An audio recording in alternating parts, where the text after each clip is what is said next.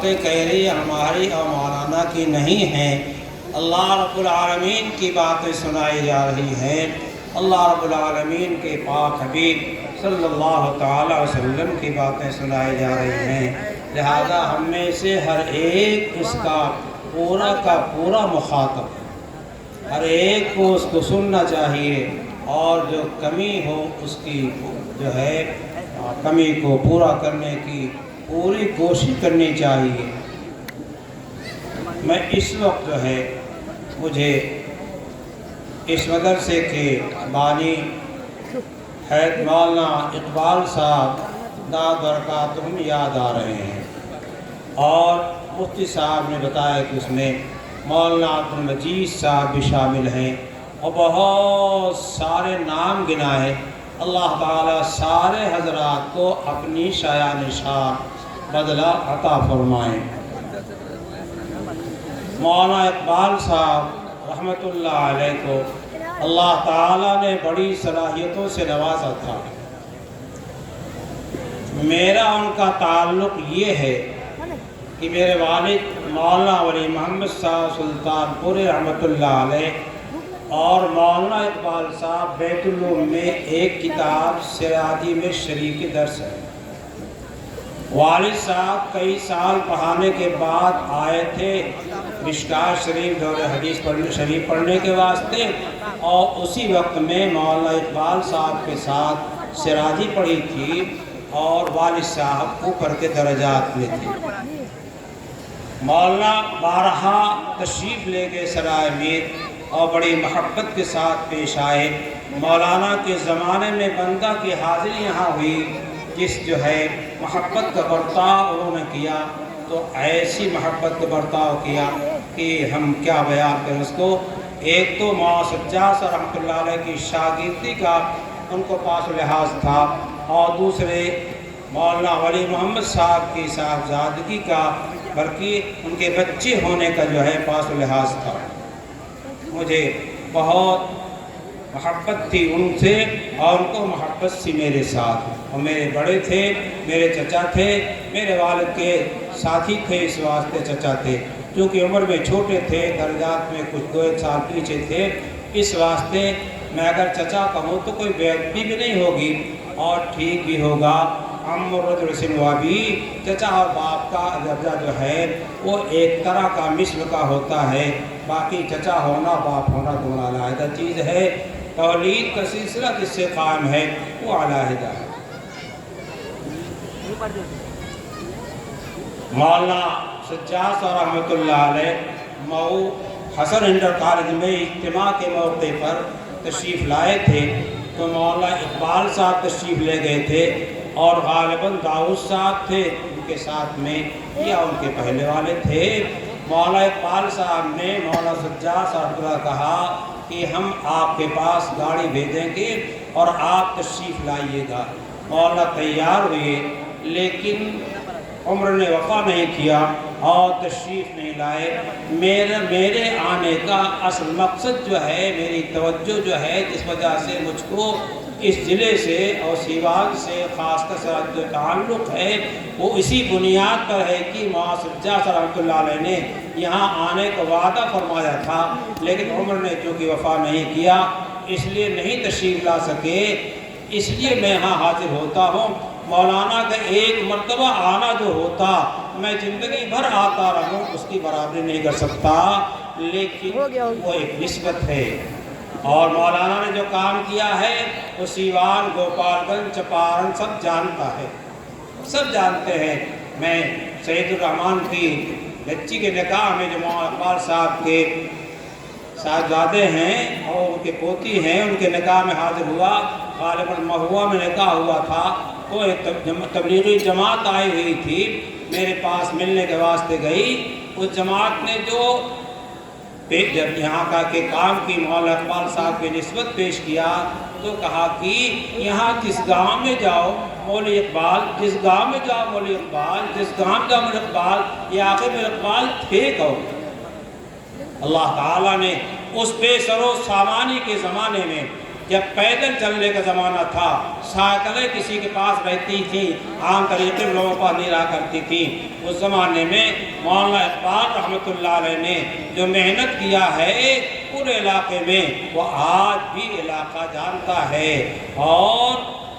خدا کرے مولانا اقبال صاحب کے اس احسان کا شکریہ ادا کرنے کے واسطے اپنے تمام علاقے میں، سیوان میں، گوپال گنج میں اور اسی طریقے سے چمپارن میں مولانا تشریف لے گئے ہیں، تو انہوں نے جو مشن چلایا ہے سراج العلوم کے نام سے، اور اس کے ذریعے سے اہل علم، اہل تقوی تیار ہو رہے ہیں، قرآن کے حامل تیار ہو رہے ہیں، قرآن کے معنی کے سمجھنے والے تیار ہو رہے ہیں، اور قرآن اور حدیث پاک کو سمجھنے والے تیار ہو رہے ہیں، علم سے آراستہ و پیراستہ ہو رہے ہیں۔ ان کی قدر کرنا اور اپنے پورے علاقے میں اس مشن کو چلانا ہماری اور آپ کی ذمہ داری ہے۔ مجھے یاد ہے جب میں پہلی مرتبہ آیا ہوں، حضرت رحمۃ اللہ علیہ نے مجھے یہ گیٹ دکھلایا، بہت پتلا راستہ تھا، اور فرمایا کہ بات ہو چکی ہے، اب یہ کشادہ ہوگا، پھر یہ کشادہ بھی ہو گیا۔ اللہ تعالیٰ آگے جو نظام ہے، جو خالی زمین پڑی ہوئی ہے، اللہ تعالیٰ قسمت والوں کو اٹھا دے اور دیکھتے دیکھتے جو ہے وہ تیار ہو جائے۔ ہمارا حوصلہ یہ ہونا چاہیے کہ ہماری آنکھوں کے سامنے عمارت کھڑی ہو جائے۔ ہم میں سے ہر ایک یہ حوصلہ ہونا چاہیے کہ ہمارے سامنے یہ عمارت کھڑی ہو جائے اور دین کا یہ قلعہ جو ہے آباد ہو جائے، اور اس میں قرآن پڑھنے والے، حدیثیں پڑھنے والے اور لوگوں کے درمیان جا کر کے اس کو پھیلانے والے افراد پیدا ہو جائیں، اور دین جو ہے اس علاقے میں بہت زیادہ عام ہو جائے۔ عجیب ہے، مولانا نے خود مجھ سے فرمایا کہ میں نے بعض مردموں میں یہ کہا یہاں کے کہ تلوار لے کے بیٹھو،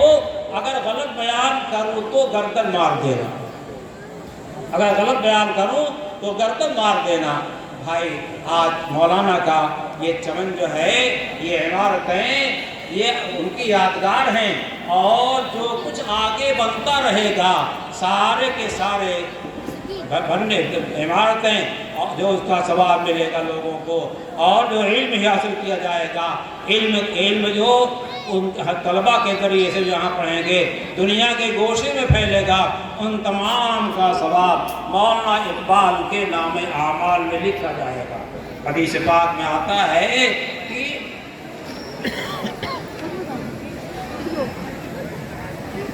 صدقہ جاریہ چھوڑ کر کے جاؤ، صدقہ جاریہ چھوڑ کر جاؤ۔ ہاں، تین چیزیں ہیں، آدمی کیا کرے،